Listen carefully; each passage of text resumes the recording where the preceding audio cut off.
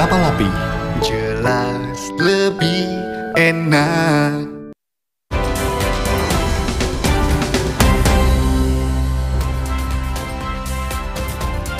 Saudara Raffi Catur Oktamulya, salah satu korban meninggal dunia Pondok Pesantren Al-Kozini Sidoarjo yang ambruk, dimakamkan di Jember, Jawa Timur pada Kamis pagi. Korban baru pertama kali mondok dan 3 bulan belajar di lembaga pendidikan agama. Ngajak foto bareng sama Menurut ayah korban dan sejumlah saksi di lokasi, Raffi sempat melindungi 2 orang temannya saat peristiwa ambruk. 1 orang berhasil selamat, sementara Raffi dan seorang temannya meninggal dunia. Raffi diketahui baru 3 bulan belajar pendidikan agama Islam di Pondok Pesantren Al-Kozini. Namun takdir berkata lain, Raffi meninggal dunia di usia 17 tahun. Dari data terakhir, 5 orang meninggal dunia dan 59 orang masih terjebak dalam bangunan yang ambruk. Almarhum sendiri sudah berapa lama mondok di sini? Kurang lebihnya 2 bulan, mungkin hampir mau ke 3 bulan. Belum lama, masih murid baru lulusan dari SMP. Ya itu selesai sholat itu, tadi dia ada bunyi suara gemuruh itu. Yang satu namanya Iqbal, selesai jabatan tangan, yang Iqbal itu lari, yang satunya lari ke sini, anak saya itu larinya kemana, terus merangkul dia. Jadi yang satu itu selamat, yang satu nggak ada ikut sama anak saya ini. Sementara itu, dalam kunjungannya ke Ponpes Al-Kozini, Menteri Koordinator Bidang Pemberdayaan Masyarakat Muhaimin Iskandar meminta kepada setiap pondok pesantren di seluruh Indonesia untuk tidak membangun tanpa adanya kalkulasi teknik dalam perencanaan maupun dalam proses pembangunan. Caimin bilang kepada seluruh pondok pesantren untuk tidak membangun tanpa pengawasan dan bimbingan ahli teknik bangunan. Gus Imin ini kan juga tokoh pesantren dan panglima santri. Terus ini kan kasusnya juga disoroti santri yang diminta gotong royong, ngecor bangun pesantren. Inilah Ada jelasin soal itu bagaimana Mas? itulah keprihatinan kita dan nanti harus kita berubah semua pola. Kepada pesantren tidak boleh membangun sendiri, harus ada tim teknisi. Soal gotong royong itu boleh, tapi bahwa harus ada ilmunya. Kita minta kepada semua pesantren yang lagi bangun tidak boleh membangun tanpa ada kalkulasi teknik. Informasi terkini dari evakuasi dan identifikasi korban ambruknya pesantren Al-Kozini Sidoarjo, Jawa Timur, kita tanyakan kepada jurnalis Kompas TV Andi Mas Budi di Rumah Sakit Bayangkara, Surabaya, Jawa Timur. Selamat pagi Andi Mas, apakah sudah ada jenazah yang dibawa ke Rumah Sakit Bayangkara pagi hari ini? Baik, Bremana dan juga saudara, memang sampai pagi ini, sampai kami melaporkan di Rumah Sakit Bayangkara Polda Jawa Timur, masih belum ada jenazah dari korban yang dibawa ke rumah sakit ini untuk proses pemeriksaan antemortem dan postmortem.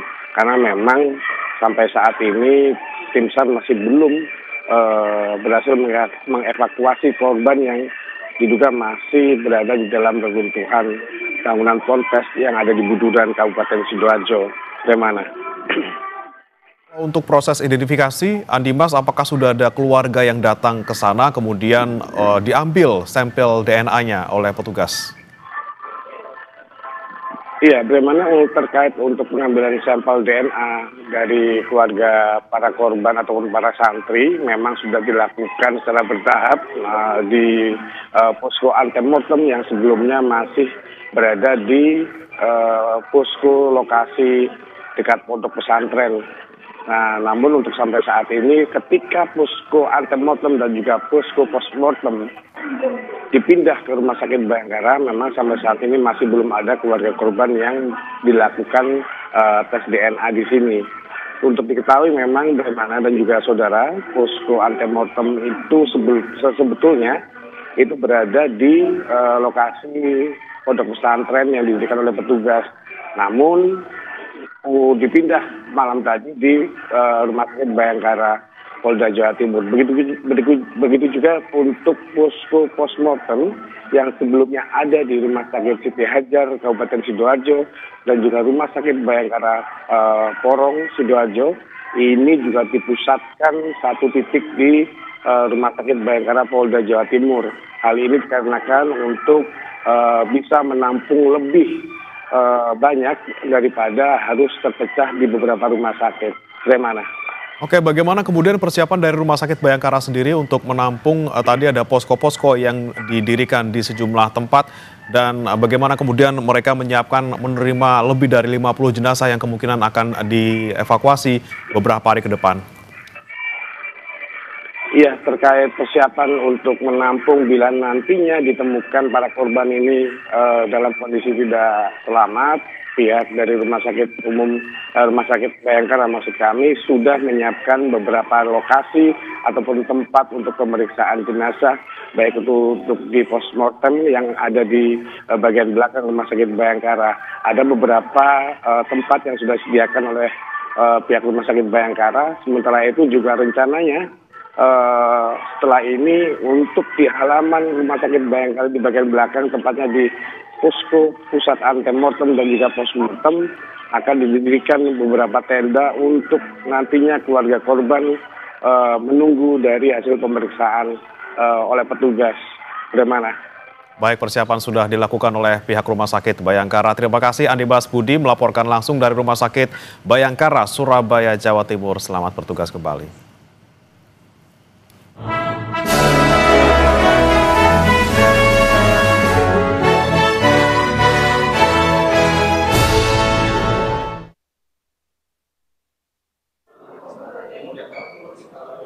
Mahkamah Agung menerima 4 aset tanah dan bangunan di wilayah Jawa Timur dan Sumatera Selatan dari Komisi Pemberantasan Korupsi yang merupakan hasil rampasan tindak pidana korupsi. Penyerahan aset ditandai dengan pelaksanaan penandatanganan berita acara serah terima barang milik negara atau BMN antara Sekretaris Mahkamah Agung Sugiyanto dan Wakil Ketua KPK Ibnu Basuki Widodo di Gedung Mahkamah Agung Jakarta. Aset yang diserah terimakan berupa 3 bidang tanah dan bangunan di wilayah Kabupaten Mojokerto dan 1 aset di Muara Enim, Sumatera Selatan senilai 3,7 miliar rupiah. Wakil Ketua Komisi Pemberantasan Korupsi Ibnu Basuki Widodo menyatakan pemberian aset dilakukan atas permohonan Mahkamah Agung untuk mendukung kepentingan negara. Pada hari ini kita dari KPK ada menyerahkan ada 4 bidang tanah atas permohonan dari Mahkamah Agung. Itu namanya PSP ya, penetapan status penggunaan, di mana ada 3 bidang tanah di Mojokerto dan 1 bidang tanah di Muara Enim yang totalnya kurang lebih bernilai 3,7 ya Pak ya, 3,7 miliar rupiah. Nah itu diberikan kepada Mahkamah Agung, di mana rumah ada tanah dan ada bangunannya yang akan dipergunakan oleh Mahkamah Agung, bisa juga dipergunakan untuk rumah dinas ataupun bangunan lain yang jelas dipergunakan untuk kepentingan negara. Dan ini diperbolehkan terhadap barang-barang yang statusnya sudah ditentukan di dalam putusan hakim yang telah memperoleh kekuatan hukum tetap. Kemudian dieksekusi dan atas permohonan Mahkamah Agung kita mohonkan kepada Menteri Keuangan, ya, Menteri Keuangan di mana yang menetapkan bahwa status itu dapat diberikan kepada Mahkamah Agung adalah dari Menteri Keuangan. Kemudian dari KPK selaku pemilik menyerahkannya kepada Mahkamah Agung untuk dapat dipergunakan sebagaimana mestinya. Kegiatan ini turut dihadiri Kepala Kantor Wilayah Direktorat Jenderal Kekayaan Negara DKI Jakarta, Dodo Dwi Handoko, Direktur Pelacakan Aset Pengelolaan Barang Bukti dan Eksekusi Komisi Pemberantasan Korupsi, serta para kepala biro di lingkungan Badan Urusan Administrasi Mahkamah Agung. Diharapkan infrastruktur ataupun fasilitas-fasilitas yang ada bisa meningkatkan integritas peradilan dan dapat mencapai peradilan yang agung sesuai amanat undang-undang.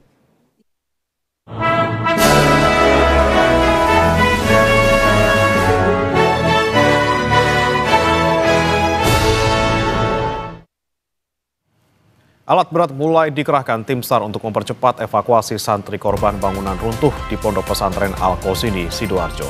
Bagaimana evakuasi ini akan dilakukan dan bagaimana pula pendampingan bagi keluarga santri yang masih belum ditemukan.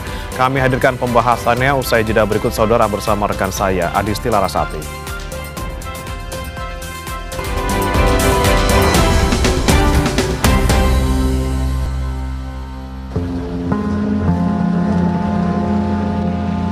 Alat berat mulai dikerahkan tim SAR untuk mempercepat evakuasi santri korban bangunan runtuh di Pondok Pesantren Al-Khozini, Sidoarjo, Jawa Timur pada Kamis siang. Penggunaan alat berat berupa kren atau derek dilakukan untuk menjangkau santri yang masih tertimbun reruntuhan. Keputusan ini dibuat usai tim SAR gabungan menyatakan tidak menemukan lagi tanda-tanda kehidupan di bawah reruntuhan. Kepala BNPB Lejen Suharyanto mengatakan evakuasi menggunakan alat berat sudah mendapat persetujuan dari orang tua dan keluarga korban. Akhirnya tim gabungan memutuskan untuk masuk tahap berikutnya. Tahap evakuasi pencarian dengan menggunakan alat-alat berat. Tentu saja resikonya ini tidak mempertimbangkan lagi apabila ada yang masih selamat gitu. Tapi ini tetap hati-hati. Tidak menggunakan alat-alat berat yang langsung mengakibatkan itu bersih tetapi tidak aman. Jadi satu-satu ya, dan ahlinya sudah didatangkan. Ada 212 orang yang sekarang bekerja di situ, gabungan ya, ada dari TNI, Polri, dari ITS. Pihak keluarga pun dikumpulkan di posko untuk membicarakan proses evakuasi yang dilanjutkan menggunakan alat berat. Tim gabungan juga mulai mengumpulkan sampel DNA dari setiap keluarga yang hingga kini masih belum menemukan anggota keluarga mereka. Ya, hari ini petugas Basarnas dengan tim mengumpulkan keluarga. Jadi kemungkinan keluarga akan diberitahu terakhir ya, final, bahwa apakah ini evakuasi ini dihentikan lalu menggunakan alat berat diturunkan dan sebagainya. Ngajak foto bareng sama. Berdasarkan data BNPB hingga Kamis sore 2 Oktober 2025, jumlah korban yang berhasil dievakuasi ada sebanyak 108 orang dengan rincian 30 orang masih dirawat di rumah sakit, 73 orang sudah diperbolehkan pulang, dan 5 orang meninggal dunia serta sebanyak 58 masih dalam pencarian. Raffi Catur Oktamulia, salah satu korban meninggal akibat ambruknya bangunan di Pondok Pesantren Al-Khozini, dimakamkan di Jember, Jawa Timur pada Kamis pagi. Raffi diketahui baru 3 bulan belajar di Pondok Pesantren Al-Khozini. Menurut ayah korban, Raffi sempat melindungi 2 orang temannya saat peristiwa ambruk. Menyolatkan anak yang Almarhum sendiri sudah berapa lama mondok di sini? Kurang lebihnya 2 bulan, mungkin hampir mau ke 3 bulan. Belum lama, masih murid baru lulusan dari SMP. Ya itu selesai sholat itu, tadi dia ada bunyi suara gemuruh itu. Yang satu namanya Iqbal, selesai jabatan tangan, yang Iqbal itu lari, yang satunya lari ke sini, anak saya itu larinya kemana, terus merangkul dia. Jadi yang satu itu selamat, yang satu nggak ada, ikut sama anak saya ini. Kasus ambruknya Ponpes Buduran mendapat perhatian Dewan Perwakilan Rakyat. Jujun Samsul Rizal, Wakil Ketua DPR, menyebut tidak adanya supervisi dalam pembangunan gedung pondok pesantren. Saya dengan pimpinan DPR yang lain, kemungkinan nanti akan dibahas juga, karena pesantren ini kan satu lembaga negara yang dihadirkan oleh kelompok masyarakat. Mereka ini sebetulnya gini ya, bukan tidak mau ada kehadiran pemerintah, tapi selama ini pemerintah ada nggak hadir ikut mensupervisi tata cara membangun, itu kan. Nah, kita kan negara ini punya Kementerian PU yang ngurusin konstruksi. Sementara Menteri Koordinator Bidang Pemberdayaan Masyarakat Muhaimin Iskandar mendorong evaluasi menyeluruh pondok pesantren, terutama yang sedang membangun atau menambah perluasan konstruksi bangunan. Gus Imin, ini kan juga tokoh pesantren dan panglima santri. Terus ini kan kasusnya juga disoroti santri yang diminta gotong royong, ngecor bangun pesantren. Inilah ada jelasin soal itu bagaimana penjelasannya? Itulah keprihatinan kita, dan nanti harus kita berubah semua pola. Kepada pesantren tidak boleh membangun sendiri, harus ada tim teknisi. Soal gotong royong itu boleh, tapi bahwa harus ada ilmunya. Kita minta kepada semua pesantren yang lagi bangun tidak boleh membangun tanpa ada kalkulasi teknik.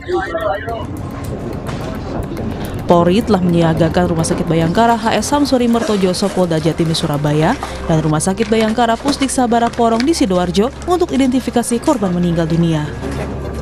Tim Liputan Kompas TV. Saudara, alat berat mulai dikerahkan tim SAR untuk mempercepat evakuasi santri korban bangunan runtuh di Pondok Pesantren Al-Khozini, Sidoarjo, Jawa Timur pada Kamis siang. Penggunaan alat berat berupa crane atau derek dilakukan untuk menjangkau santri yang masih diduga tertimbun reruntuhan. Lantas seperti apa proses evakuasi korban reruntuhan bangunan Pondok Pesantren Al-Khozini dan bagaimana pula langkah selanjutnya PBNU untuk mengantisipasi hal serupa terjadi kembali? Kita bahas bersama dengan Kepala Subdirektorat Pengarahan dan Pengendalian Operasi Bencana dan Kondisi Membahayakan Manusia Basarnas melalui sambungan daring. Sudah bergabung Bapak Emi Freezer, kemudian ada pengurus RMI PBNU Gus Ulun Nuha. Selamat pagi, Assalamualaikum Bapak-Bapak.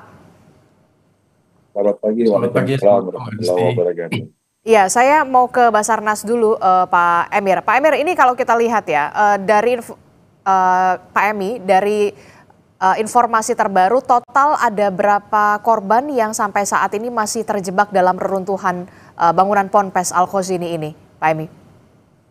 Baik, terima kasih. Kalau kita merujuk kepada berbagai referensi yang dapat kami jadikan sebagai dasar untuk pengumpulan data bahwasanya memang masih sekitar 58 lagi yang masih dalam pencarian. Namun, untuk kepastian apakah ke-58 ini berada di dalam bangunan yang runtuh, itu yang masih menjadi sebuah pertanyaan besar. Namun yang dapat kami pastikan adalah 7 dari sekian banyak terduga yang masih jebak di dalam adalah sebanyak 7 itu yang berada di lantai dasar. Dan ini sudah posisi sudah diketahui memang sejak dari hari pertama. Namun dikarenakan posisinya yang sangat sulit untuk bisa diakses, menurut kami adalah karena keberadaan mereka posisi berada di bawah seluruh tumpuan bangunan yang itu. Sehingga untuk mengeluarkan mereka, ini kita harus menggeser dari semua beban yang ada pada bangunan yang itu tersebut. Nah, dengan kondisi seperti ini yang menjadi tantangan yang sangat krusial bagi kami untuk segera dapat memberikan aksi bagaimana untuk selain dari yang 7 ini dari korban yang tersisa lainnya untuk segera dapat diketahui. Apakah memang keberadaan mereka berada di dalam, apakah kita berharap mereka sebenarnya tidak berada di dalam. Mengingat data yang selamat dan tidak termasuk yang berdasarkan informasi dari rumah sakit, ini masih ada beberapa yang tidak bisa tercover, baik dari pihak pondok pesantren maupun dari pengamatan masyarakat sekitar yang ada di pondok pesantren tersebut. Oke, ini kan tantangannya tadi Anda harus mengatakan ini harus diangkat dulu betonnya begitu ya, beton-beton cornya ini diangkat menggunakan kren. Saya sempat mendengar dan juga melihat begitu ya, sempat ada getaran yang kemudian rawan runtuh lagi begitu ya. Benar atau tidak dalam proses ini? Betul sekali. Karena ini pola runtuhannya berbentuk pancake ya, atau seperti berbentuk pancake itu maksudnya seperti apa? Pancake itu adalah tumpukan. Jadi kita bisa bayangkan bangunan 4 lantai kemudian hancur atau gagal dari sebuah konstruksi penyangga, menyebabkan bangunan menjadi jatuh berlapis. Dan pada saat posisi jatuh berlapis ini berbagai pola tercipta, namun sebagian besar polanya itu adalah pola pancake kalau di dalam istilah bangunan runtuh yang dipahami selama ini merupakan pola runtuhan yang memiliki tingkat kesulitan tertinggi, di mana ditambah dengan kondisi bahwa peruntukan dari lantai dasar ini adalah ruang terbuka atau seperti tempat beribadah yang dimana tentu sangat minim dengan benda-benda lain yang bisa menyangga. Karena dia bentuknya adalah musola. Di kita muslim ibadah kita adalah dengan cara duduk dan berdiri. Jadi tidak ada furniture, tidak ada barang-barang lainnya yang sifatnya sewaktu itu dapat menyangga walaupun walaupun beban berat masih bisa memberikan celah kecil. Oke. Kita sebut void space. Ya, lanjut. Oke. Sebelumnya SAR sempat menyebut bahwa penyebab runtuhnya bangunan Pondok Pesantren Al-Khozini ini karena kegagalan konstruksi. Bisa dijelaskan apa yang dimaksud dengan kegagalan konstruksi ini? Baik, secara istilah sederhana yang dapat kami sampaikan adalah bahwa konstruksi penyangga dari bangunan ini yang memang mengalami kerusakan atau hancur. Dan ini kami tidak mengklaim secara sepihak. Namun ini berdasarkan kajian dari civil engineer, rekan-rekan kami dari ITS dan juga dari Dinas Pekerjaan Umum yang memang dari lokasi sendiri sudah melakukan kajian pengamatan secara langsung dan juga melihat secara langsung bahwa pada unsur-unsur penopang bangunan ini yang mengalami kegagalan sehingga tidak mampu menahan struktur secara keseluruhan, dan mereka meyakini bahwa tubuhnya ini secara bertahap walaupun dalam waktu yang cepat, di mana kegagalan terutama dimulai dari kegagalan pada bagian posisi atas. Kejatuhan secara tiba-tiba ini menyebabkan beban yang berlebihan sehingga akhirnya secara bertahap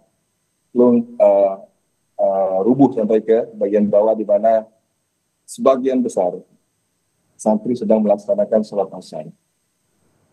Oke, saya mau ke Gus Ulun. Gus Ulun, ini kan disebutkan tadi sudah dijelaskan salah satu penyebabnya adalah memang utamanya kegagalan konstruksi. Nah, dari pihak RMI sendiri begitu ya, PBNU, bagaimana sebenarnya selama ini pengawasan dan juga pembinaan terhadap pondok pesantren? Kalau tidak salah di Indonesia saja ada lebih dari 34.000 pondok pesantren dan yang paling banyak adalah di wilayah Jawa Barat dan juga Jawa Timur. Salah satunya ya ini tadi di wilayah Sidoarjo. Gus Ulun. Ya, Mbak Disti, lebih tepatnya lebih dari 38.000 pesantren dan 28.000-nya itu adalah pesantren yang secara self declare itu mengaku berafiliasi ke Nahdlatul Ulama. Nah, apa yang sudah kita lakukan selama ini, kemarin sudah saya sampaikan di acara Sapa Pagi Kompas TV bahwa kami sudah melaunching namanya standar pesantren Nahdlatul Ulama, di mana salah satu pilarnya adalah standar infrastruktur. Tentu butuh waktu untuk mensosialisasikan sekaligus juga mengawal pesantren-pesantren bertransformasi khususnya dalam bidang infrastruktur. Karena bayangkan 28.000 pesantren yang berafiliasi ke NU ini sudah berdiri, bahkan ada yang 2 abad Mbak Disti. Sudah berdiri lebih dari 2 abad begitu ya. Dan sebagaimana kemarin sudah saya sampaikan juga bahwa pesantren itu tumbuh bukan dari sebuah proyek dengan anggaran yang sudah lengkap, tertata dan sebagainya, tetapi tumbuh dari keswadayaan ya, dari kesukarelawanan di mana ada kiai yang alim, kemudian orang-orang yang kepengen menuntut ilmu datang, secara otomatis infrastruktur itu merupakan bagian dari infrastruktur bertumbuh. Nah, tentu dengan adanya kejadian ini menjadi tambahan dorongan semangat kita untuk mengakselerasi proses transformasi, khususnya transformasi infrastruktur ini, Mbak Disti. Oke, launching program standarisasi itu setelah insiden ini atau sebelum insiden ini? Dan sebelumnya. Jadi standar pesantren ini merupakan salah satu program utama dan arahan dari Ketua Umum sejak 3 tahun yang lalu. Sejak 3 tahun yang lalu? Ya, begitu beliau dilantik sebagai Ketua Umum, langsung menugaskan kepada kami di RMI PBNU yang merupakan Asosiasi Pesantren NU untuk membuat governance terhadap pesantren kita. Tentu dalam tanda kutip, karena berbeda dengan sekolah yang berada di bawah kendali mutlak negara atau sebuah lembaga. Pesantren sekali lagi adalah simbol dan gambaran kesukarelawanan dan keswadanaan dari masyarakat yang ingin membuat anak-anaknya pintar ngaji, begitu Mbak Disti. Pengimplementasiannya selama ini, selama 3 tahun setelah program ini di launching, ini seperti apa? Apakah kemudian PBNU melakukan pembinaan secara rutin begitu, khususnya ke berbagai pondok pesantren yang memang terafiliasi dari ke PBNU, Gus Ulun? Ya, jadi 3 tahun ini kan perintah beliau ya, begitu selesai, begitu langsung dilantik langsung memerintahkan kepada kami untuk membuat kajian ini, dan kami mempersiapkannya sampai akhir tahun lalu. Nah, mulai akhir tahun lalu kami berkeliling mengadakan seminar-seminar, workshop-workshop, dan juga halakoh-halakoh untuk mendengarkan kajian dari para ahli. Nah, para ahli di sini adalah yang kemarin saya gambarkan. Tentu kalau dalam bidang infrastruktur adalah para arsitek, para ahli teknik sipil yang berbasis pesantren atau santri-santri, sehingga mereka tahu ilmunya, tapi mereka juga tahu kondisi dan situasi di pesantren. Nah, ini sudah kita susun, sudah kita sosialisasikan, lalu langkah selanjutnya adalah pendampingan teknis. Nah, ini kita butuh banyak amunisi dan dukungan, karena tentu jumlah ahli yang ada pada kami itu sangat terbatas. Yang dimaksudkan dengan pengawalan implementasi ini adalah konsultasi secara langsung, jadi membuka semacam biro konsultasi secara langsung, di mana pesantren ketika mau membangun atau melakukan renovasi bisa berkomunikasi dengan kami, ya, agar bisa didampingi atau mendapatkan arahan dari para ahli. Oke, berarti sesuai dengan pernyataan Caimin pada paket berita sebelumnya, memang perlu ada pendampingan dari ahli, khususnya di bidang konstruksi, jangan sampai kemudian peristiwa ini terulang kembali. Nah, kalau untuk hal Al-Khozini ini sendiri, ini pondok pesantren sudah berdiri berapa lama, dan sejauh ini pengawasan dan pembinaan dari PBNU ini ke pesantren ini, ke pondok pesantren ini seperti apa? Ya, Al-Khozini itu sudah berdiri lebih dari 1 abad. Jadi dan banyak ulama-ulama NU termasuk pendiri-pendiri NU itu yang punya hubungan keilmuan, ya, sanad keilmuan dengan pesantren ini. Jadi ini bukan kemarin sempat menyebar di netizen, di medsos bahwa ini pesantren yang nggak punya izin dan sebagainya. Itu tidak benar. Ya, pesantren ini adalah pesantren tua, ya, salah satu pesantren tertua, dan melahirkan banyak ulama-ulama besar, sudah berdiri lebih dari 1 abad. Kemudian secara bangunan mereka juga punya begitu banyak bangunan yang sudah berdiri lama, ya, dan sampai hari ini masih dimanfaatkan dengan baik. Secara hubungan organisasi, sebagaimana hubungan kami dengan pesantren-pesantren itu memang sifatnya bukan instruktif, di mana kita bisa mengatur segala-segalanya, karena pesantren sekali lagi adalah kelembagaannya ada di tangan kiai. Tapi kami secara komunikasi dan hubungan organisasi sangat baik dengan Al-Khozini, dan kami juga sering mengadakan acara bersama dengan Al-Khozini. Nah, bahwa kemarin terjadi tragedi ini, sebagaimana sudah dijelaskan oleh para ahli, memang hari itu sedang ada pengecoran di atap lantai 3, ya, berarti itu daknya lantai 4, yang tentu itu para ahli sudah membuat kajian-kajian, ya, bahwa ada hal-hal yang mungkin harus dievaluasi dan disempurnakan ke depan. Dan ini tentu menjadi catatan kita semuanya, terutama dunia pesantren, Mbak Adisti. Oke, dari sepengetahuan Anda, izin Gus Ulun, ini kan lantai 4 begitu ya. Nah, untuk bangunan di lantai 1-nya ini sudah berdiri dari sejak tahun berapa, Gus Ulun, sampai kemudian pembangunan ini terus berjalan ke lantai 2, ke lantai 3, kemudian ada pengecoran di lantai 4, sampai akhirnya ada peristiwa yang sangat tidak kita inginkan ini. Informasi yang saya dengar langsung dari pengasuh Kiai Abdul Salam itu, ini adalah bangunan tambahan dari musola existing. Jadi bukan bangunan utama musola. Jadi ini bangunan yang runtuh, itu adalah basicnya adalah bangunan tambahan dari musola yang selama ini digunakan. Tapi itu bukan baru dibangun kemarin sore. Sebenarnya lantai 1, lantai 2, dan lantai 3 itu sudah cukup lama berdiri. Tepatnya sendiri saya tidak tahu, tetapi yang pasti adalah bahwa ini memang bangunan tambahan dari existing musola yang sudah berdiri lama, ya. Dan kemudian di hari itu ditambahin adanya pengecoran atap di lantai 3, jadi dak ke 4, seolah-olah kayak lantai keempat gitu. Oke, itu kita bahas soal konstruksi dan segala macamnya, termasuk soal tadi evaluasi, nanti akan ada penambahan amunisi soal tim ahli begitu ya di bidang konstruksi pastinya ya di bawah naungan PBNU, Pondok Pesantren di bawah naungan PBNU. Kita bergeser sedikit Gus Ulun terkait dengan para korban yang selamat begitu ya. Bagaimana pendampingan dari PBNU sendiri sampai saat ini, Gus? Ya, pertama kita mengucapkan terima kasih dan apresiasi yang setinggi-tingginya kepada Basarnas, timnya Pak Freezer ini luar biasa sekali di lapangan, bekerja 24 jam dalam 3 shift, berjuang sangat keras untuk bisa menyelamatkan santri-santri yang masih hidup ya, dan kemarin masih terjebak di dalam runtuhan bangunan. Dan alhamdulillah kemarin kita dapat berita gembira, 5 santri tersebut bisa diselamatkan bisa dievakuasi dalam keadaan selamat.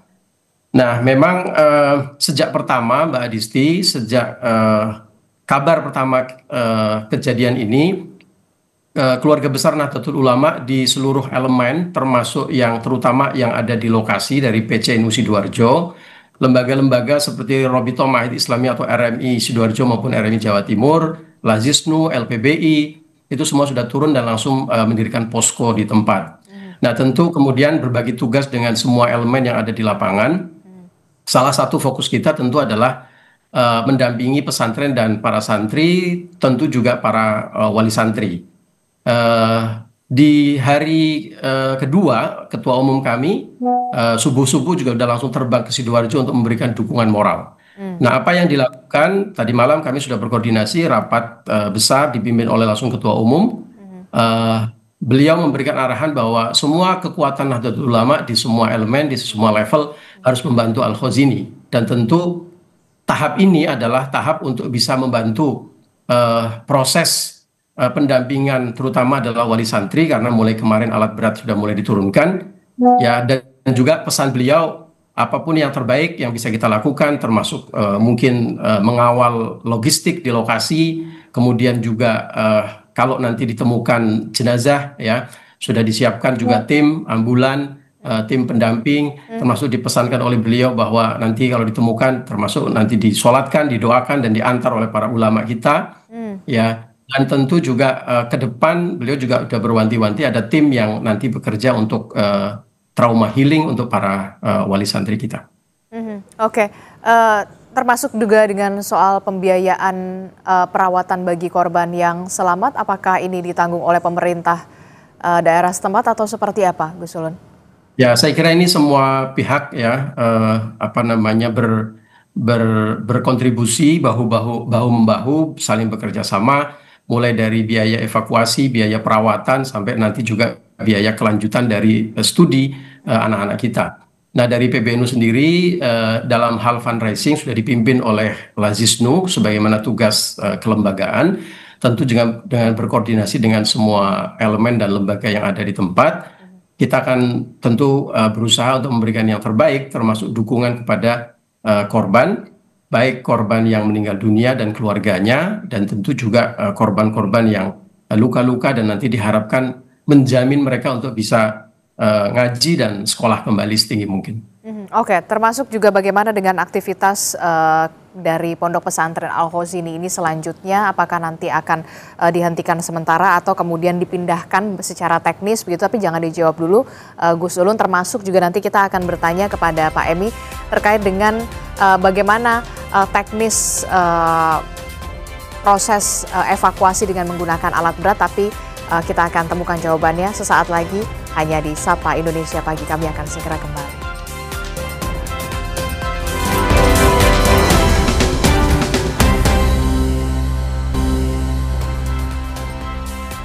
Saudara, hari ini tim SAR gabungan masih terus melanjutkan proses evakuasi dengan menggunakan alat berat pasca runtuhnya bangunan Ponpes Al-Khazini di Sidoarjo, Jawa Timur. Dan untuk mengetahui bagaimana informasi terkini dari evakuasi dengan menggunakan alat berat di Pondok Pesantren Al-Khazini Sidoarjo, Jawa Timur, kita akan tanyakan langsung pada jurnalis Kompas TV. Sudah ada Alfian Rahman dan juga juru kamera Cilmi Ardianto Fani di sana. Selamat pagi Alfian. Alfian, bisa Anda informasikan dari data terbaru atau pantauan Anda terbaru, bagaimana proses evakuasi dengan menggunakan alat berat? Apakah sudah ada korban yang terevakuasi di pagi hari ini, Alfian? Ya, selamat pagi Adisti dan juga saudara. Memang pantauan kami di lapangan hingga pagi ini belum ada penambahan jumlah korban yang berhasil dievakuasi dari reruntuhan musola Ponpes Al-Hosini Buduran Sidoarjo sendiri. Namun yang dapat informasikan, tadi kami mendapatkan data dari posko gabungan yang ada di TKP begitu, bahwa memang dari data kemarin 59 yang belum dapat diketahui keberadaannya, satu sudah berhasil diketahui keadaannya karena berhasil mengevakuasi diri pada waktu kejadian, namun tidak sempat melapor kepada pihak posko maupun pihak pondok pesantren, dan itu mengubah data sementara hingga saat ini dari 59 korban yang belum berhasil dievakuasi menjadi 58 korban yang sudah berhasil dievakuasi. 58 korban yang belum dievakuasi maksud kami, Adisti dan juga saudara. Untuk proses evakuasi sendiri kami terus memantau dari pukul 11.30 kemarin setelah dinyatakan proses evakuasi dilakukan dengan bantuan alat berat. Begitu proses evakuasi pertama menggunakan kren. Fungsi kren ini sendiri untuk mengangkut atau mengangkat begitu puing-puing besar yang berada di lantai atas yang sudah rubuh. Dalam hal ini ada berarti lantai 3 ini proses pembersihan menggunakan kren hingga dini hari tadi. Informasi kami dapatkan dari tim yang bertugas, tim SAR Surabaya sendiri, proses menggunakan kren sudah dihentikan sementara begitu, beralih menggunakan proses alat berat yaitu ekskavator breaker. Ekskavator breaker ini sendiri fungsinya untuk mengeruk dan untuk menghancurkan beton-beton besar yang menjadi salah satu akses masuk utama dalam proses evakuasi korban yang ditargetkan hari ini begitu. Ada juga saudara sudah akan mendapatkan hasil karena dari identifikasi dan juga asesmen, termasuk juga reasesmen yang dilakukan secara berkala sejak kemarin dari hari keempat begitu. Ada juga saudara, memang teridentifikasi ada beberapa korban yang tertimbun itu berada di runtuhan paling bawah. Kalau kita bisa gambarkan, ada juga saudara, di TKP sendiri oleh tim SAR dibagi menjadi 4 bagian atau 4 sektor. Ada sektor A1, A2, A3, dan A4. Dan rata-rata kemarin memang yang masih proses evakuasi ada berada di sektor A1 dan juga A2. Ada yang ditemukan meninggal dan ada juga yang ditemukan selamat, itu berada di sektor A1 dan A2. Sementara untuk proses evakuasi menggunakan alat berat ini, Adis dan saudara, akan berfokus juga pada sektor A4 atau sektor baru yang diprediksi ada banyak dugaan korban begitu yang ada di sektor A4 ini. Namun untuk menuju sektor A4 ini harus membuka akses terlebih dahulu, baik itu dari sektor A1 maupun sektor A2 ya. Dan ini yang masih terus dilakukan oleh tim evakuasi yang bekerja terus-menerus, Adis dan juga saudara, termasuk juga di malam hari. Informasi yang kami dapatkan ada sekitar 30 truk begitu yang disiapkan untuk proses pengangkutan dari puing-puing bangunan menjauhi dari TKP. Adisti. Ya, baik, terima kasih informasi jurnalis Kompas TV Alfian Rahman dan juga juru kamera Cilmi Ardianto Fani melaporkan langsung dari Pondok Pesantren Al-Hosini Sidoarjo, Jawa Timur. Itu artinya masih ada 58 korban yang diduga masih tertimbun reruntuhan bangunan Ponpes. Kami akan update lagi informasi terkininya dari sana nanti. Kita melanjutkan kembali dialog kita di Sapa Indonesia Pagi, bagaimana evaluasi yang harus segera dilakukan baik itu dari pemerintah pusat maupun juga dari Pondok Pesantren, Kementerian Agama, PBNU salah satunya. Jangan sampai peristiwa ini kembali terulang begitu ya. Saya masih bersama dengan dari PBNU, Gus Ulun, dan juga dari SAR, sudah ada Pak Emi, Pak Fraser. Saya ke Gus Ulun dulu. Gus Ulun, bagaimana dengan kegiatan dari Pondok Pesantren? Apakah kemudian dihentikan sementara dan kedepannya akan seperti apa? Dipindahkan dulu atau bagaimana, Gus Ulun? Ya, jadi begitu terjadi musibah, santri-santri yang bisa mengevakuasi diri itu keluar, yang sakit dirawat. Situasi kan panik ya, Mbak Adisti. Jadi kemudian pengasuh memutuskan untuk mempersilahkan santri-santri kembali ke rumah orang tuanya masing-masing. Yang saat ini untuk sementara, yang saat ini masih ada di pesantren adalah santri-santri besar, santri-santri senior yang rata-rata sebagian besar dari mereka adalah mahasiswa yang tentu secara mental dan fisik cukup kuat dan lebih kuat. Mereka juga masih ada kegiatan di kampusnya dan tentu juga mereka diharapkan bisa ikut membantu bahu-membahu dari pihak pesantren untuk menghadapi peristiwa ini begitu. Nah, ke depan tentu nanti ada kebijakan khusus dari pengasuh. Ya, kita menunggu kebijakan tersebut dari pengasuh. Pasti akan ada penyesuaian-penyesuaian, ya. Tetapi semangatnya tentu taklim atau proses belajar mengajar itu tidak akan berhenti. Nanti tentu dengan bekerja sama dan dengan arahan para ahli, para petugas, ya, para pejabat terkait, pesantren tentu akan kembali membangun proses akademiknya, proses taklimnya, ya, agar tidak juga mengorbankan pendidikan untuk santrinya. Total santri Al-Khozini itu lebih dari 1.500, Mbak, yang itu mulai dari usia sekolah menengah sampai perguruan tinggi. Nah, tentu bukan barang yang mudah, bukan perkara yang mudah kalau kemudian dipindahkan. Nanti malah menjadi masalah baru, ya. Jadi akan ada proses evaluasi, pasti akan ada proses pembangunan kembali, tetapi juga proses belajar mengajar harus berlanjut, menyesuaikan dengan kondisi dan situasi di lapangan dan tentu arahan dari para ahli dan para petugas yang ada. Oke, saya mau ke Pak Emi. Pak Emi, tadi mendengar informasi dari jurnalis Kompas TV di lapangan begitu ya, diperkirakan korban ini banyak di sektor A1 dan juga A2. Saya ingin tahu juga, untuk fokus pencarian terhadap korban ini, benarkah difokuskan di lantai dasar A1, A2 atau seperti apa fokusnya, Pak Emi?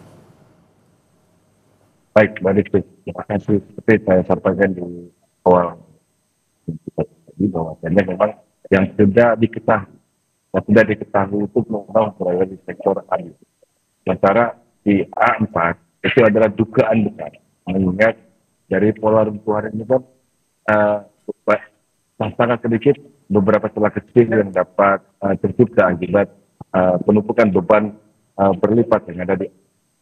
Nah, kemudian proses saat ini kami lakukan adalah ada dua kegiatan namun tidak bisa berjalan secara bersamaan. Dalam satu sisi kami tidak bisa melaksanakan proses evakuasi apabila proses pemindahan puing ini berlangsung. Sehingga salah satu kegiatan harus berjalan dan salah satu kegiatan tidak dapat berjalan dalam waktu yang bersamaan. Mengingat risiko pada pola runtuhan ini sangat tidak stabil signifikan. Gerakan sedikit saja dapat mempengaruhi pola kuncian dari runtuhan. Dan apabila yang terjadi dikhawatirkan adalah bila ada intervensi putaran yang tidak terkendali, baik itu dari prosesi pengangkatan ataupun pada saat prosesi pembuatan akses untuk evakuasi dari korban terjebak itu sendiri, tidak dengan menggunakan perhitungan yang matang, dikhawatirkan adalah menyebabkan bergesernya poin-poin kunci dari pola-pola runtuhan yang terjadi. Jadi semua di sini yang kami khawatirkan. Dan memang kalau kita merujuk kepada fungsi dari bangunan ini adalah musola, di mana waktu dan pelaksanaan ibadah sholat asar. Dan sebagian besar terkonsentrasi pada posisi di lapisan atau di tingkat yang terbawah. Oke. Dan siap. Oke, berarti kami ingin konfirmasi kembali, saat ini proses difokuskan di A1, A2 dan juga kemungkinan adanya di A4, begitu ya? Ya, betul. Ya, betul, A1, A2 dan juga A4. Melihat situasi dan juga kondisi konstruksi yang ambruk seperti ini tadi Anda mengatakan ini cukup sulit dan sangat sulit begitu ya, bukan cukup sulit, sangat sulit. Butuh waktu berapa lama 1 pekankah atau 10 hari atau seperti apa untuk bisa kemudian mengangkut atau mengangkat puing-puing beton yang cukup besar ini? Baik, target kami dari keseluruhan tim dan tentu juga masyarakat dan keluarga ini bisa cepat tersebut. Namun kembali lagi kami tekankan bahwa prinsip kehati-hatian ini menjadi prioritas kami dalam pelaksanaan evakuasi. Mengingat struktur bangunan ini masih terkoneksi dengan beberapa struktur bangunan utuh di sekitarnya. Kami tidak ingin aksi yang dilakukan dalam proses evakuasi ini dapat memberikan intervensi terhadap bangunan yang masih utuh. Nah ini sehingga faktor kehati-hatian adalah selain dari pemindahan secara bertahap, satu demi satu, dari sisi yang teratas sampai ke sisi yang terbawah, memastikan bahwa sebelum puing diangkat sudah bisa diputuskan dari konstruksi utama dan juga sudah tidak terkoneksi dengan konstruksi yang ada di sekitarnya, sehingga memastikan bahwa beban akan di atas secara aman tanpa ada intervensi dengan bangunan yang ada di sekitarnya. Dan ini tentu proses ini membutuhkan pertimbangan yang tidak bisa dilakukan secara buru-buru. Sehingga kami saat ini belum dapat memprediksi berapa lama itu bisa selesai. Namun paling tidak perkiraan progres harian yang dapat kami dapat capai adalah targetnya sekitar 20-25% dari proses ini. Insya Allah kami mohon dukungan dari semua pihak untuk bisa diberikan kemudahan dan juga bisa diberikan kelancaran dalam proses pemindahan puing untuk dapat membuka akses seluas-luasnya dalam mencapai korban yang diperkirakan masih terjebak ataupun yang sudah dipastikan sudah ada, namun harus memindahkan dulu beban yang ada di atas. Oke, proses ini dilakukan secara bertahap, begitu ya, tidak bisa dilakukan secara terburu-buru dan tentu saja tetap mengutamakan kehati-hatian. Fokusnya adalah saat ini untuk mencari korban begitu yang berada di lantai 1, lantai 2 dan juga kemungkinan yang masih berada di lantai 4 begitu ya, yang saat itu berada di lantai 4. Saya mau ke Gus Ulun. Gus Ulun, bagaimana kemudian kehadiran negara sejauh ini dalam hal pembinaan, pengawasan yang dilakukan Kementerian Agama dalam hal ini untuk pondok pesantren, dan kedepannya koordinasi seperti apa yang diharapkan dari PBNU soal pembinaan dan juga pengawasan kepada pondok pesantren yang ada di seluruh Indonesia pastinya, Gus Ulun? Ya, saya kira negara sudah hadir sangat baik dan kita tentu dari pesantren mengucapkan terima kasih dan apresiasi yang setinggi-tingginya. Salah satu milestone yang sangat berharga adalah ketika Undang-Undang Pesantren tahun 2019 diundangkan dan tentu ada produk-produk hukum di bawahnya. Perhatian pemerintah sangat tinggi kepada pesantren, tapi tentu sekali lagi jumlah pesantren itu sangat banyak, yang terdaftar saja itu 38.000 Mbak lebih, itu yang terregister. Kami meyakini ada lebih banyak lagi pesantren yang tidak terregister, ya for any reason ya, banyak hal karena masalah administratif dan sebagainya. Itu artinya proses pembinaan dan pendampingan itu juga butuh muscle yang betul-betul kuat begitu. Nah, upaya-upaya pemerintah, misalnya hari ini di Kementerian Agama itu sudah berdiri khusus Direktorat Pesantren. Tentu ini salah satu muscle yang cukup membantu ya untuk bisa menjangkau dan mendampingi pesantren-pesantren kita. Tapi sekali lagi dengan jumlah yang sangat besar, tersebar dari ujung timur sampai ujung barat ya, saya kira kita butuh menambah terus muscle kita. Dan saya kira ke depan salah satunya kita harus bermain cantik dan strategis. Kita sudah bekerja sama dengan beberapa kementerian terkait seperti Kementerian Agama dan juga Kementerian Kemenko, PMK, di mana kita punya program transformasi pesantren. Nah, yang sedang kita perjuangkan bersama-sama adalah prinsip-prinsip transformasi pesantren pada saat implementasinya itu tidak hanya berdasarkan kesukarelawanan. Artinya ini himbauan yang pesantren boleh dan boleh menjalankan dan boleh tidak. Ke depan kita berharap ini harus ada governance, di mana harus ada penekanan kepada pesantren, ada reward and punishment.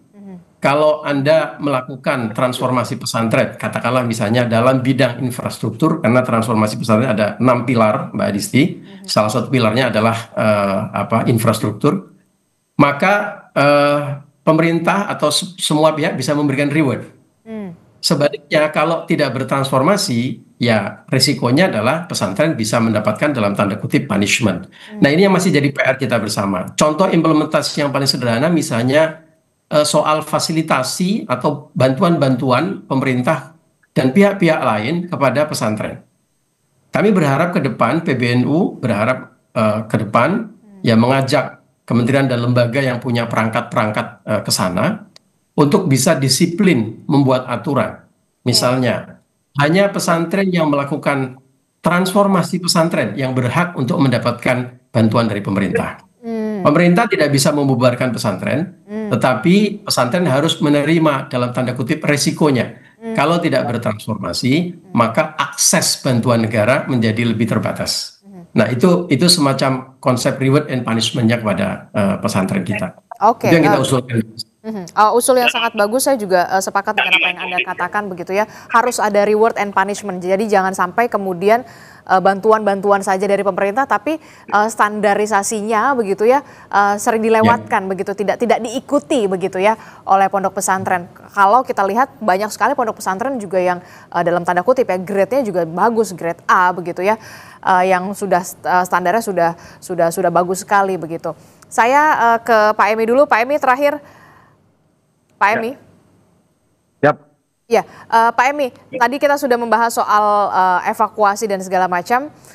Nanti akan seperti apa teknisnya ketika ada korban yang ditemukan, prosesnya dihentikan dulu sementara atau seperti apa? Baik, terima kasih Mbak. Jadi pada saat proses pemindahan ini, kemudian terlihat sudah ada korban yang bisa diakses, maka proses kerja dari alat berat yang terpilih ini tentu akan dihentikan dahulu, di halt, kemudian di standby-kan. Kemudian mode berubah ke proses evakuasi. Nah, dalam proses evakuasi ini, di dalam ruangan yang terbuka dengan diangkat puing tersebut, maka kita harus pastikan bahwa tidak ada yang terbuka di ruang PN tersebut. Kemudian setelah proses evakuasi ini berhasil, maka dipastikan dahulu sebelum ditinggalkan oleh tim evakuasi untuk dilanjutkan kepada mode pengambilan pada puing-puing berikutnya. Nah ini yang seperti yang kami sampaikan tadi bahwa bertahap. Jadi mode pemindahan dengan mode evakuasi ini bersinergi. Pada saat mode pemindahan puing, maka tim evakuasi standby di luar ring, di luar dari perimeter.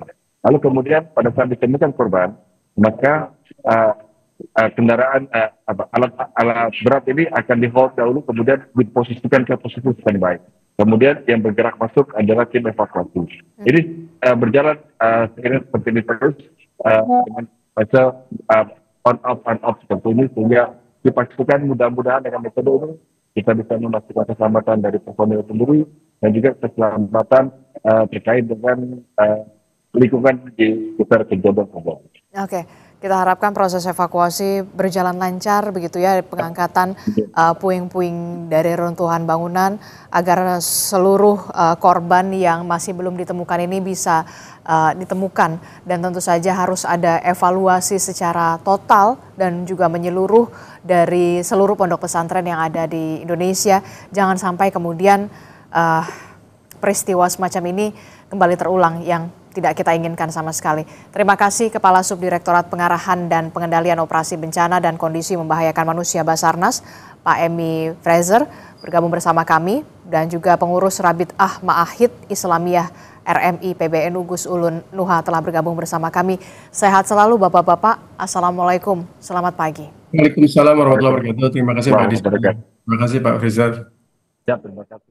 Saudara.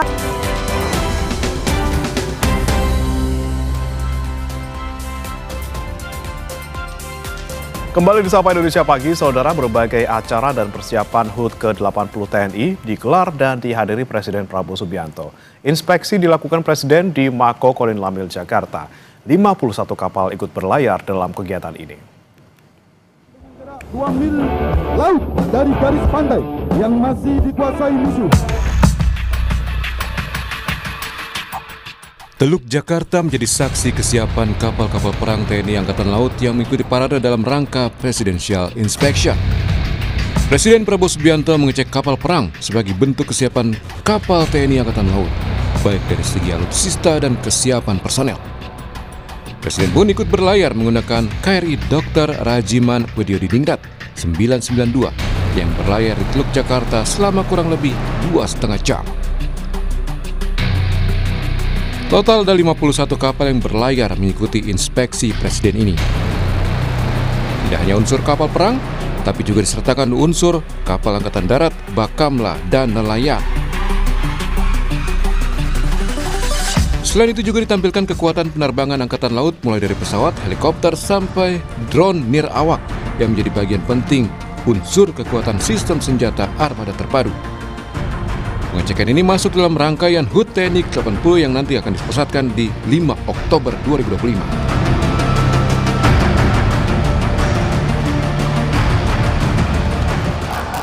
Sementara itu persiapan HUT ke-80 TNI juga digelar TNI Angkatan Udara. Dalam aksi demo udara, TNI Angkatan Udara akan menampilkan berbagai jenis pesawatnya, mulai dari pesawat tempur, pesawat angkut, helikopter, dan penampilan Jupiter Aerobic Team.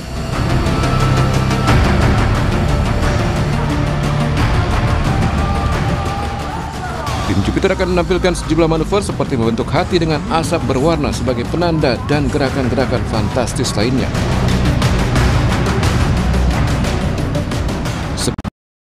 Sebelumnya, beberapa pesawat TNI Angkatan Udara sudah berlatih manuver di atas Monas yang menjadi lokasi puncak peringatan HUT ke-80 TNI.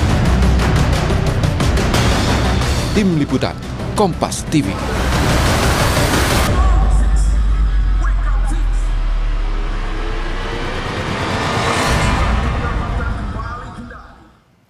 Pagi ini, saudara, digelar gladi resik HUT ke-80 TNI di lapangan Monas, Jakarta Pusat. Personil dan alutsista sudah siap di lokasi.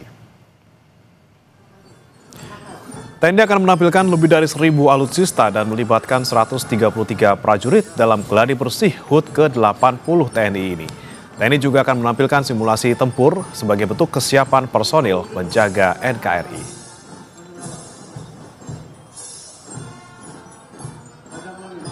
Dan bagaimana, saudara, persiapan jelang perayaan HUT ke-80 TNI yang digelar pada 5 Oktober mendatang? Kita akan sapa jurnalis Kompas TV Eril Wiranata bersama juru kamera Yohan Bagja dari lapangan Monas, Jakarta Pusat. Selamat pagi, Eril. Dari gladi resik kali ini seperti apa Anda melihat rangkaian acara yang akan berlangsung di tanggal 5 nanti? Ya, Brimana dan saudara, hari ini gladi bersih yang dilakukan dalam menyambut hari ulang tahun TNI yang ke-80 yang tepatnya nantinya akan berlangsung pada tanggal 5 Oktober akan dilakukan, maksud saya adalah sudah dilakukan saat ini dalam rangkaiannya yang dimana dalam gladi upacara. Dan selain itu juga dikatakan bahwa hari ini akan dilakukan secara sepenuhnya, mulai dari gladi upacara, kemudian juga gladi bersih dari defile pasukan, lalu parade alutsista yang dimana alutsista ini akan dipamerkan sebanyak ribuan lebih alutsista yang dimiliki akan dihadirkan. Lalu kemudian juga dalam hari ini juga ratusan ribu personil juga hadir, baik dari Angkatan Darat, Udara, ataupun Laut. Dan mungkin jika dilihat saat ini masih berlangsung dari gladi upacara yang dilakukan di Monas pada pagi hari ini, dan nantinya juga akan dilakukan berbagai macam agenda, mulai dari simulasi pertempuran darat yang dimana nantinya akan dari pasukan-pasukan elit baik Angkatan Darat, Udara, dan Laut. Dan selain itu juga tidak hanya dari simulasi pertempuran darat saja, melainkan juga tadi saya sudah melihat dari pertempuran udara yang dilakukan. Dan selain itu juga ada atraksi dari tim Jupiter, kemudian juga dari tim Raja Wali yang menghiasi dari langit Indonesia. Dan selain itu juga pada kali ini gladi bersih langsung dipantau dari Panglima TNI yang hadir pada hari ini. Dan di mana memang pada agenda HUT TNI ke-80 yang akan berlangsung tanggal 5 Oktober mendatang mengangkat tema yaitu adalah TNI Prima, TNI Rakyat Indonesia Maju. Yang dimana dalam hal ini juga nantinya pada agenda gladi bersih ini akan diakhiri dengan doa bersama, tentu saja untuk dalam melancarkan kegiatan HUT gladi bersih TNI ke-80. Bagaimana? Ya, Eril, selain tadi ada simulasi, kemudian ada juga atraksi gitu ya, acara apa saja bisa dinikmati masyarakat di tanggal 5 nanti? Ya, bagaimana tentu saja nantinya tanggal 5 Oktober masyarakat dapat hadir yang dimana agenda kali ini gratis sehingga seluruh masyarakat baik yang di Jakarta ataupun di sekitarnya ataupun siapapun saja masyarakat yang memiliki waktu luang bisa hadir secara langsung yang dimana nantinya pada parade alutsista ini nantinya masyarakat akan bisa menaiki dari alutsista yang ada seperti tank lalu kemudian kendaraan rantis milik TNI yang dimana nantinya mereka akan hadir yang dapat dinikmati secara langsung. Dan selain itu juga nantinya akan ada musisi-musisi ternama yang hadir untuk mengisi atau memeriahkan dari hari ulang tahun TNI yang ke-80. Dan selain itu juga akan memamerkan berbagai macam alutsista yang seperti yang saya katakan, ribuan alutsista yang dimiliki oleh TNI yang dimana dapat dinikmati oleh seluruh masyarakat sehingga dapat hadir pada tanggal 5 Oktober mendatang. Bagaimana? Baik, terima kasih Eril Wiranata dan juga juru kamera Yohan Bagja melaporkan langsung dari kawasan Monas, Jakarta Pusat. Selamat bertugas kembali.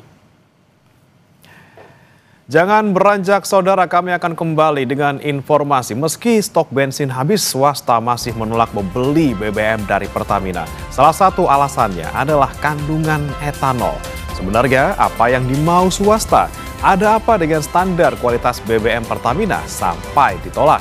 Benarkah manggil impor juga jadi penyebab alotnya kesepakatan? Kenapa Menteri SDM tak langsung saja membuka keran impor bagi swasta? Kompas Bisnis akan mengulasnya usai jeda bersama rekan saya Putri Oktaviani.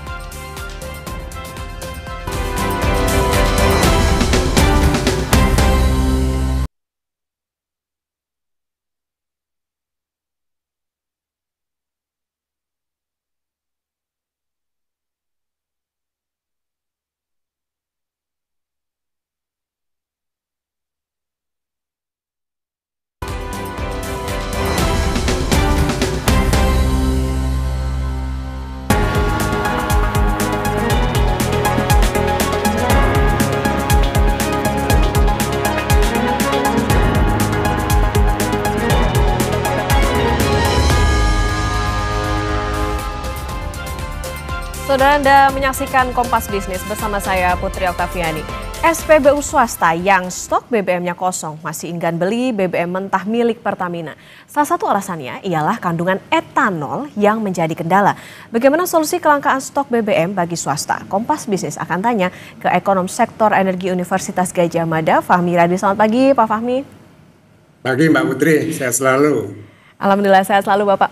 Pak Fahmi, etanol ini kan jadi salah satu alasan secara awam Pak. Apa sih sebetulnya fungsi etanol dalam BBM? Benarkah itu bisa menurunkan kinerja mesin motor atau juga mobil? Iya, jadi dalam pengadaan BBM rontan juga itu ya. Nah, memang itu sangat lazim ada suatu blending gitu ya, yang mencampur beberapa zat kimia yang ada, pewarnaan termasuk etanol tadi gitu ya. Nah, tetapi setiap SPBU itu punya kualifikasi yang barangkali berbeda-beda gitu ya. Kalau campuran etanol atau blendingnya etanol itu biasa digunakan di Pertamina, tapi SPBU swasta barangkali tidak membutuhkan etanol tadi dalam rangka menjaga kualitas BBM yang itu dijual tadi.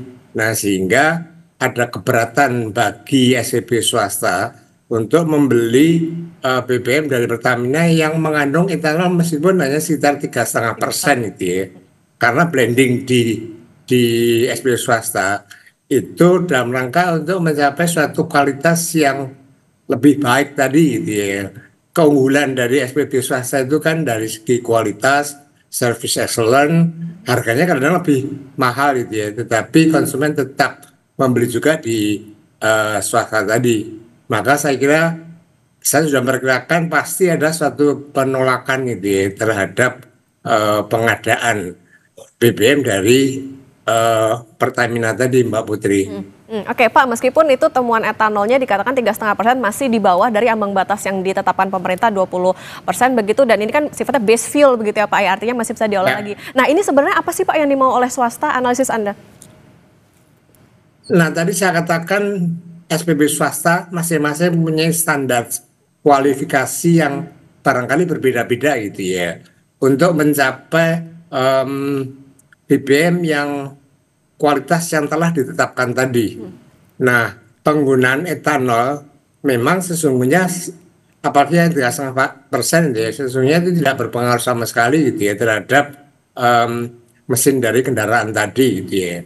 Tetapi sebagian besar SPBU swasta itu tidak menggunakan etanol tadi, meskipun jumlahnya hanya 3,5%, untuk blending menghasilkan apakah itu RON 92, RON 95, itu memang dia tidak menggunakan etanol tadi dengan barangkali pertimbangan khusus gitu ya, untuk mencapai kualitas produk yang diharapkan. Karena strategi swasta untuk bersaing, terutama dengan Pertamina, itu mencapai gitu ya, kualitas BBM setinggi mungkin menurut kualifikasi dari SPBU swasta tadi.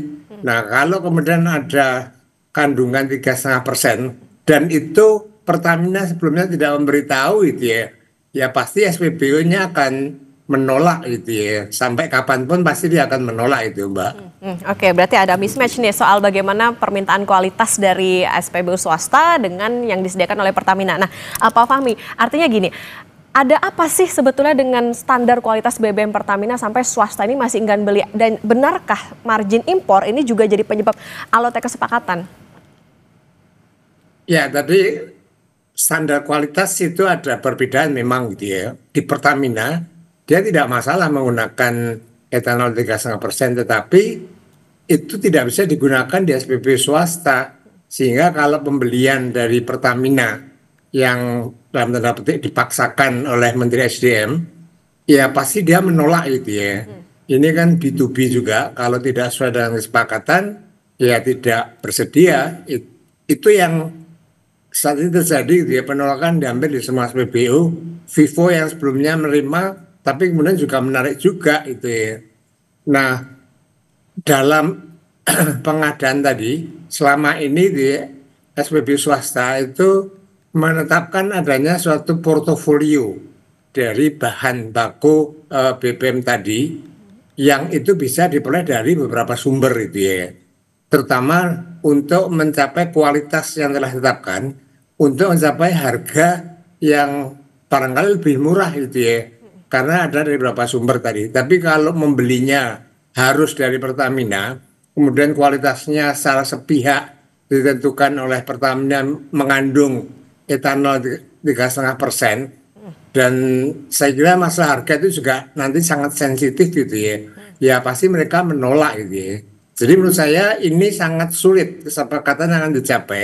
Lebih baik gitu ya kebijakan impor BBM satu pintu ini dibatalkan saja, kembalikan kebijakan yang membolehkan SPBU swasta untuk mengadakan dari sumber manapun yang menurut mereka sesuai dengan kualitas, sesuai dengan harga.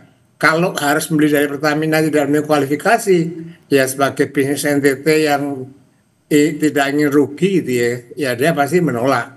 Dan penolakan ini saya kira sangat merugikan juga bagi Pertamina yang sudah terlanjur gitu ya mengimpor BBM dalam atau bahan BBM base fuel tadi dalam jumlah yang cukup besar, harus menanggung biaya inventory cost, biaya lainnya, sementara SPBU swasta belum beli. Nah ini sesungguhnya kebijakannya Kementerian SDM itu juga memberatkan gitu ya bagi Pertamina. Maka sekali lagi sebaiknya itu dihapus, kembalikan pada kebijakan semula itu ya, Mbak Putri. Oke, kembalikan ke kebijakan semula. Menarik tadi soal impor satu pintu lebih baik dibatalkan, tapi nanti kita lanjutkan kembali. Pak Fahmi dan saudara tetap bersama kami di Kompas Bisnis.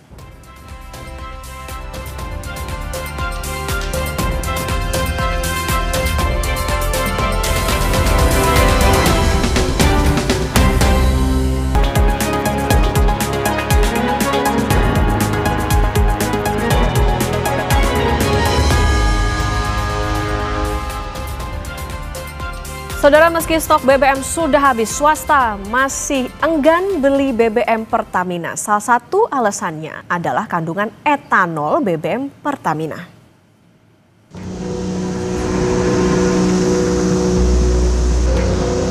Rapat dengar pendapat antara Komisi 12 DPR dengan Kementerian SDM bersama Pertamina dan sejumlah SPBU swasta pada 1 Oktober berakhir dengan keputusan SPBU swasta masih enggan membeli stok BBM di Pertamina. Belum ada titik temu kesepakatan meski stok bensin swasta habis. Vivo Energy Indonesia bilang ada beberapa hal teknis yang belum bisa dipenuhi oleh Pertamina dalam standar BBM yang mereka jual. Dan saat ini kita punya 44 SPBU di Jabodetabek. Memang betul kami sesuai dengan saran dari Pak Menteri, kami telah mengadakan negosiasi dengan Pertamina untuk membeli. Tapi karena ada beberapa hal teknis yang tidak bisa dipenuhi oleh Pertamina, sehingga apa yang sudah kami mintakan itu dengan terpaksa dibatalkan. Kami tetap akan berkoordinasi dengan Pertamina untuk saat-saat mendatang, siapa tahu apa yang kami minta itu bisa dipenuhi oleh Pertamina dan kami akan beli dari Pertamina. Saat ini memang stok kami udah habis di bulan Oktober ini, jadi tidak ada lagi yang bisa kami jual untuk bahan bakarnya. Ya. Pada akhir bulan Oktober ini. Itu aja yang saya bisa sampaikan. Terima kasih, Vivo. Selanjutnya. Sedangkan Shell bilang sudah mengajukan impor pada Juni 2025. Saat ini Shell masih belum bisa beli BBM Pertamina karena dalam proses pembahasan bisnis. Nah, tentunya situasi ini kami selalu berusaha untuk yang kami hindari. Jadi sebagai langkah antisipatif terhadap potensi kelangkaan ini, sejak bulan Juni kami sudah mengajukan permohonan kuota impor tambahan karena memang kita lihat terjadi kenaikan permintaan berdasarkan dari permintaan konsumen kepada kami, dan namun kami baru menerima tanggapan resmi melalui surat dari Bapak Wakil Menteri ESDM itu tertanggal 17 Juli 2025 yang menyampaikan adanya pembatasan terhadap kegiatan impor. Jadi terkait adanya pembatasan importasi. Mungkin seperti Bapak Ibu ketahui, surat tersebut mengatakan bahwa import saat ini dibatasi hanya 10% di atas penjualan dari tahun 2024. Awalnya Pertamina bersedia menyediakan produk SE, tetapi akhirnya setelah mendengar kekhawatiran kami, akhirnya Pertamina bersedia menyediakan produk dalam bentuk base fuel dan kami sangat mengapresiasikan hal tersebut. Saat ini kami masih dalam pembahasan B2B sesuai dengan anjuran dari Bapak Menteri terkait pasokan impor base fuel saat ini sedang berlangsung. Sementara itu, Wakil Direktur Utama Pertamina Patraniaga, Ahmad Muhtasyar, bilang salah satu yang menjadi kendala dalam kerjasama antara swasta dan Pertamina yakni kandungan etanol pada BBM murni atau base fuel milik Pertamina. Isu yang disampaikan kepada rekan-rekan SPBU ini adalah mengenai konten. Kontennya itu ada kandungan etanol. Nah, di mana secara regulasi itu diperkenankan etanol itu sampai jumlah tertentu, kalau tidak salah sampai 20% etanol, kalau tidak salah. Nah, sedangkan ada etanol 3,5%.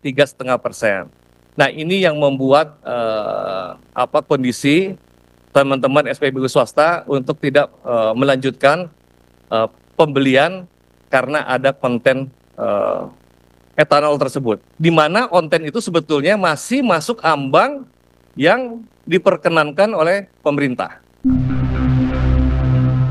Merespon belum tuntasnya permasalahan stok bensin swasta, Menteri SDM Bahlil mengklaim proses pembelian masih berjalan.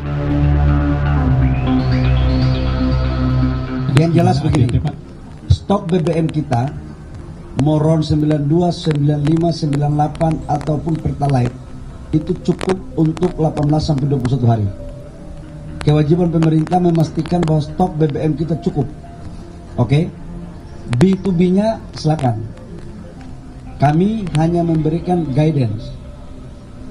Selebihnya diatur. Jadi tidak ada alasan dan tidak ada satu persepsi bahwa BBM kita, ketersediaan kita menipis. Nggak ada. Udah penuh. Semuanya ada. Kuota impornya pun kita sudah berikan sesuai dengan apa yang disampaikan sebelumnya. Sudah sejak Agustus, stok BBM swasta langka. Isu ini juga sempat terjadi pada awal tahun, dan saat ini pemerintah membatasi impor BBM oleh swasta hanya dari angka penjualan terakhir, bukan dari angka impor sebelumnya.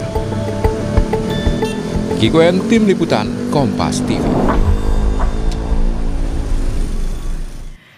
Saudara, kita akan melanjutkan perbincangan bersama dengan ekonom sektor energi Universitas Gadjah Mada, Fahmi Radi. Pak Fahmi, kita lanjutkan kembali. Tadi kita bahas terakhir soal bagaimana ketentuan dari impor BBM ini. Di RDP, di DPR kemarin kan makin terbuka nih Pak, bahwa impor BBM swasta itu bukan dari jumlah impor tahun sebelumnya, tapi dari angka penjualan.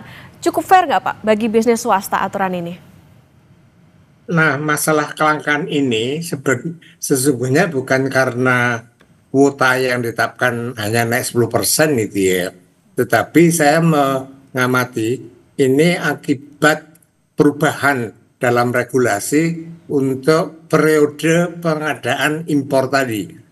Kalau sebelumnya periode itu ditetapkan 1 tahun bagi SPB swasta untuk melakukan impor itu ya. Dan saya kira 1 tahun itu waktu yang cukup untuk melakukan impor sambil dievaluasi itu ya. Nah, tapi tiba-tiba ada aturan yang mengubah dari 1 tahun menjadi 6 bulan dan tiap 3 bulan itu harus dievaluasi gitu ya. Nah, proses 6 bulan ini teramat pendek gitu ya.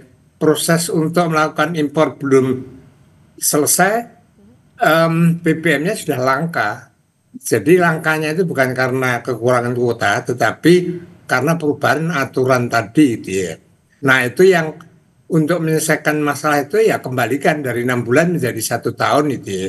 Kemudian yang kedua tidak harus memaksa dalam tanda petik itu ya SPB swasta untuk membeli BBM kebutuhannya itu melalui Pertamina, karena ini akan menyangkut kualifikasi yang berbeda itu ya. Etanol tadi memang tidak melanggar aturan pemerintah 3,5%, tapi bagi SPB swasta blending dengan etanol ini tidak mencapai kualitas yang ditetapkan oleh SPBU swasta. Belum nanti masalah sensitif lainnya itu masalah harga gitu ya. Pertamina sebagai bisnis entity dalam pengadaan tadi kan tidak mungkin tidak mengambil margin, sehingga harganya nanti akan mahal, timbul lagi masalah dan tidak terjadi kesepakatan. Nah, akhirnya nanti Shell itu sudah ancang-ancang mau keluar dari Indonesia, nanti kemudian yang lain juga keluar. Nah, ini akan mengganggu gitu ya.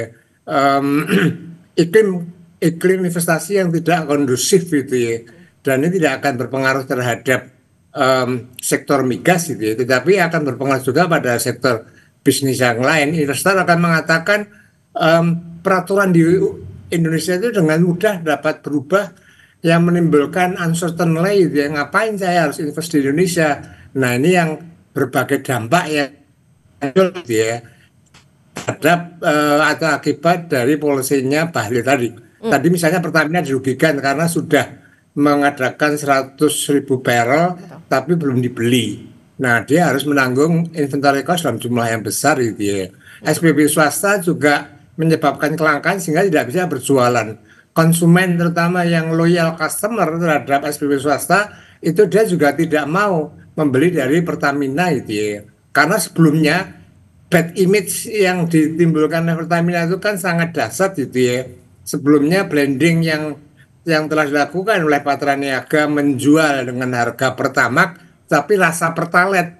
Nah, ini belum hilang benar sehingga mereka migrasi ke SPB swasta gitu ya.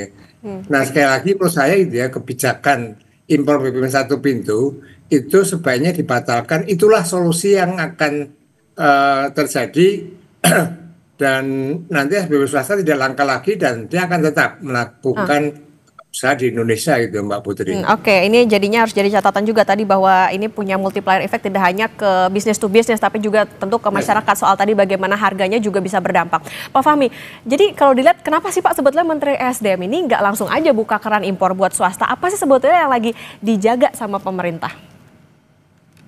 Nah, Bahlil sendiri kan tidak transparan itu ya. Apa dibalik tadi?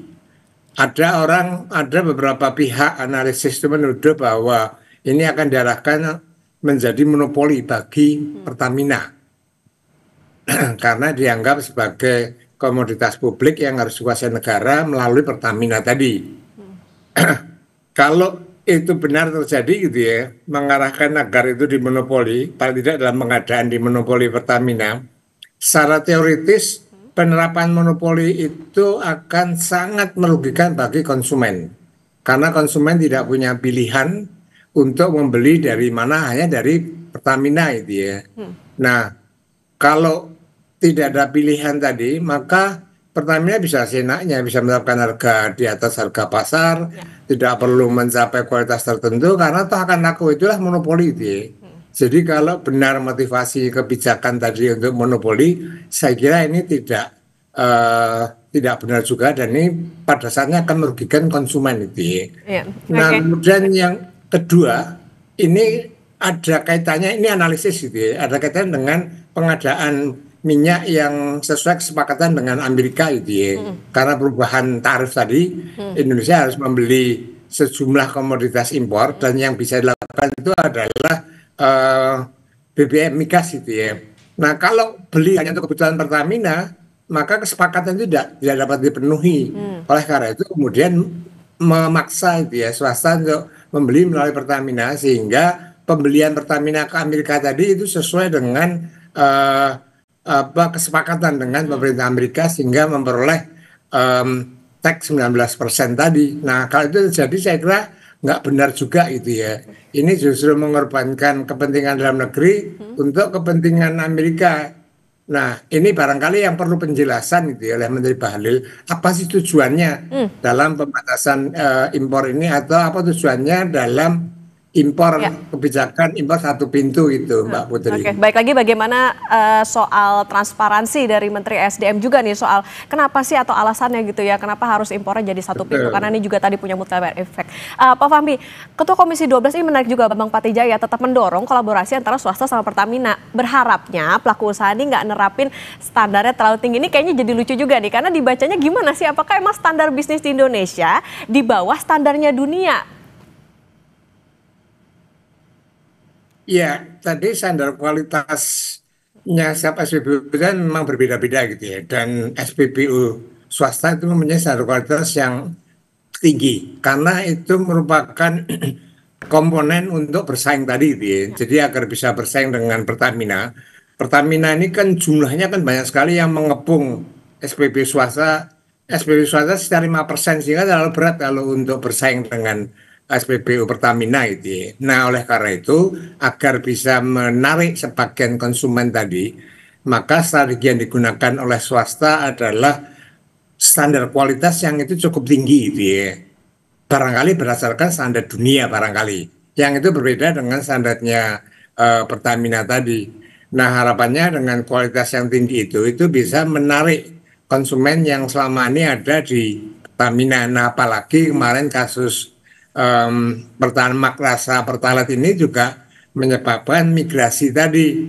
Nah, itu yang kemudian dipertahankan oleh SPB swasta, sehingga pada saat pengadaan ada etanol 3,5% saja masih jauh di bawah standar yang ditetapkan negara. Mereka menolak karena akan mengganggu dalam blending untuk mencapai kualitas tertentu tadi gitu ya.